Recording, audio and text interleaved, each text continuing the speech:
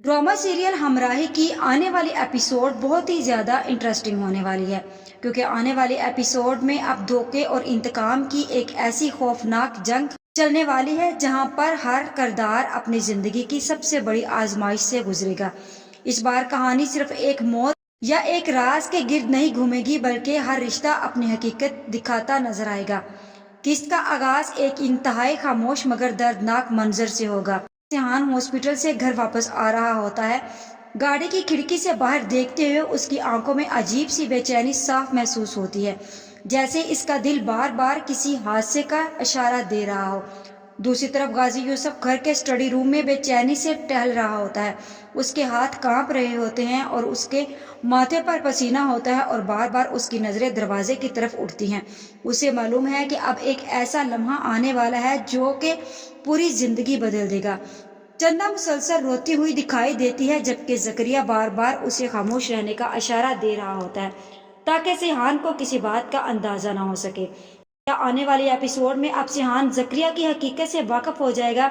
आने वाली एपिसोड में क्या सिहान गाजी यूसुफ की हकीकत को जान पाएगा कि एलफ की मौत का जिम्मेदार कौन है, या फिर जकरिया इस पूरी कहानी को बदल देगा लाला का नाम लेकर? आने वाली एपिसोड एक इंतहाई नया मोड़ लेकर आने वाली है। हमराही की अगली किस्त एक ऐसा तूफान लेकर आ रही है जिसमें झूठ की बुनियाद पर खड़ी गाजी यूसुफ की पूरी सल्तनत लरज कर रह जाएगी। कहानी का आगाज सिहान के हॉस्पिटल से घर से वापसी पर होता है, जहां वो एक अजीब सी वीरानी और खामोशी को महसूस करता है। एलफ को पुकारता है, लेकिन हर तरफ एलफ की गैर मौजूदगी का सन्नाटा है। उसे पागल कर रहा होता है। चंदा और जकरिया की आंखें चढ़ती हुई कैफियत उसे यकीन दिलाती हैं कि कुछ बहुत बड़ा हुआ है जिसे इसे छुपाया जा रहा है। उसे हर चीज बदली बदली महसूस होती है। वो जोर जोर से एलफ को आवाज देता है, मगर पूरे घर में खामोशी फैल जाती है। उसकी बेचैनी बढ़ने लगती है। वो जल्दी जल्दी एलफ के कमरे की तरफ जाता है, मगर वहां सिर्फ बिखरी हुई चीजें, सन्नाटा होता है। एलफ की खुशबू, उसकी किताबें, उसकी तस्वीर, हर चीज सिहान के दिल पर खंजर की तरह वार कर रही होती हैं। सिहान की नजरें अचानक एक टूटी हुई चूड़ी पर पड़ती हैं और उसका दिल जोर से धड़कने लगता है।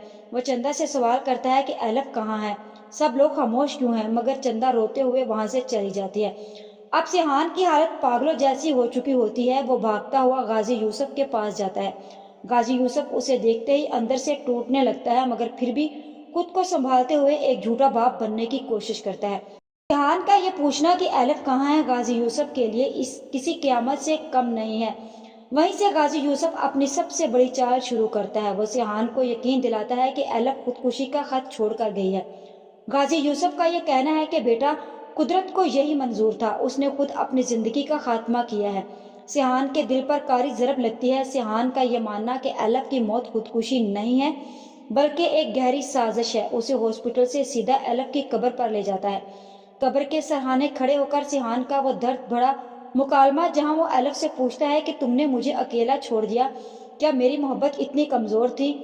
सिहान इस वक्त ये नहीं जानता कि जिस बाप के सीने पर वो सर रखकर रो रहा है, उस बाप ने इसकी जिंदगी बचाने के लिए एलफ की सांसें छीन ली थी। गाजी यूसुफ खुद इस वक्त शदीद नदामत के भंवरे में फंसा हुआ है, क्योंकि उसने एलफ को वो खत जिसमें जिंदगी खत्म करने की बात कर रही थी बाद में पढ़ा, जब वो पहले ही एलफ का गला दबा चुका था। कहानी में असल मोड़ तब आएगा जब औरंग की एंट्री होती है। नाजरीन, कहानी में एक नया मोड़ आने वाला है और वो मोड़ औरंग की एंट्री का होगा। औरंग, जो एलफ का सच्चा दोस्त है, सिहान के साथ मिलकर गाजी यूसुफ की साजिश की कड़ियां मिलाना शुरू करता है। औरंग का सिहान को यह कहना कि सिहान एलफ ने खुदकुशी नहीं की, इसे मारा गया है, सिहान की दुनिया बदल देता है। और औरंग उसे बताता है कि एलफ का ब्लड ग्रुप और हार्ट ट्रांसप्लांट का मामला महज एक इत्तेफाक नहीं, बल्कि एक सोची समझी मंसूबाबंदी है।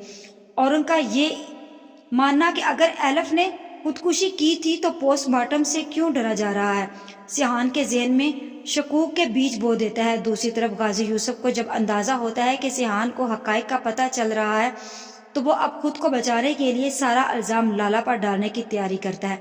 गाजी यूसुफ ये घिनौनी चाल चलता है कि लाला जानता था कि एलफ का हार्ट सिहान के लिए जरूरी है। गाजी यूसुफ ने यह बोला कि वो को अपनी भतीजी समझता था और उसकी खुशी के लिए वो चाहता था कि सिहान बच जाए, इसीलिए उसने एलफ को सब कुछ सच सच बता दिया کہ الف کا بلڈ گروپ جو ہے وہ سیحان کے ساتھ میچ ہوتا ہے، جبکہ وہ سیحان کی موت چاہتا تھا لیکن وہ اپنی بھتیجی کو اجڑتے ہوئے بھی نہیں دیکھ سکتا تھا، اسی لیے لالا نے یہ انتہائی چالاکی سے کھیل کھیلا ہے۔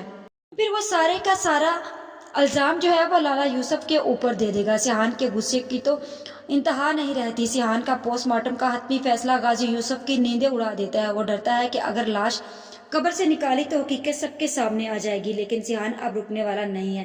اس یورین ڈاکٹر کا سیحان کو یہ کہنا ہے کہ دل کے صدمے کا کوئی علاج نہیں ہے، جہاں پھر دوسری طرف غازی یوسف سیحان کے بارے میں ڈاکٹر سے ذکر کرتا ہے کہ سیحان دن بہ دن خاموش ہوتا جا رہا ہے اور اس کی طبیعت اور بھی خراب ہوتی جا رہی ہے، جہاں پھر غازی یوسف کو ڈاکٹر بولتا ہے کہ آپ جانتے ہیں کہ سیحان کی اس وقت طبیعت کیوں خراب ہو رہی ہے، اور اس وقت سیحان کو بہت دلی صدمہ ہے اور دنیا میں کوئی بھی ایسی دوا نہیں بنی جو سیحان کے دلی صدمے کو ختم کر دے۔ جس کے بعد سیحان بھی غازی یوسف کی باتیں سن لے گا اور وہ اس بات کا ذکر اپنے باپ سے کرے گا اور وہ بولے گا کہ میں الف کا پوسٹ مارٹم کروانا چاہتا ہوں، میں اپنی بیوی کی موت کو حقیقت کو جان کر رہوں گا۔ اب غازی یوسف کی راتوں کی نیندیں اڑ چکی ہیں کیونکہ اسے پتا ہے کہ اب ساری حقیقت سب کے سامنے کھل کر آنے والی ہے۔ جیسے ہی سیحان غازی یوسف کے پاس سے جاتا ہے تو غازی یوسف زکریا سے بولتا ہے کہ یہ سارے کا سارا گیم اسی اورنگ کا نچایا ہوا ہے، اس اورنگ کو راستے سے ہٹانا ہوگا۔ جب تک یہ ہمارے راستے کی دیوار بنا رہے گا تب تک یہ سیحان کے دماغ میں ایسی باتیں ڈالتے رہے گا، اور مجھے ڈر ہے کہ کہیں یہ ہم دونوں باپ اور بیٹے کے رشتے کو ختم نہ کر دے، اور میں اپنے بیٹے کو نہیں کھونا چاہتا۔ زکریا تمہیں پتا ہے کہ تمہیں کیا کرنا ہے؟ زکریا بولتا ہے کہ جی سر میں جانتا ہوں مجھے کیا کرنا ہے۔ زکریا اورنگ کو دھمکانے کی کوشش کرتا ہے کہ وہ سیحان کے کان بھرنا بند کر دے، تو اورنگ کو جواب زکریا کے ہوش اڑا دیتا ہے۔ اورنگ اسے صاف صاف کہہ دیتا ہے کہ میں تمہاری دھمکیوں سے نہیں ڈرتا، میں نے خود سے وعدہ کیا تھا کہ میں اس کی موت کا سچ سامنے لا کر رہوں گا۔ اب کہانی کے اس مقام پر چندا کا کردار بہت اہم ہو چکا ہوگا، کیونکہ چندا یہ سب کچھ جانتی ہے، کیونکہ چندا زکریا اور غازی یوسف کو باتیں کرتے سن لیتی ہے جب وہ خط پڑھ رہے ہوتے ہیں کہ الف کو غازی یوسف نے ہی گلا دبا کر مارا ہے۔ اس لیے یہاں پر چندا کا کردار سب سے زیادہ اہم ہے، کیونکہ چندا ہی وہ واحد گواہ ہے جو سیحان کو یہ بتائے گی کہ غازی یوسف نے ہی الف کو مارا ہے، نہ کہ وہ خود مری ہے۔ لیکن چندا اپنا منہ فی الحال کے لیے بند رکھے گی۔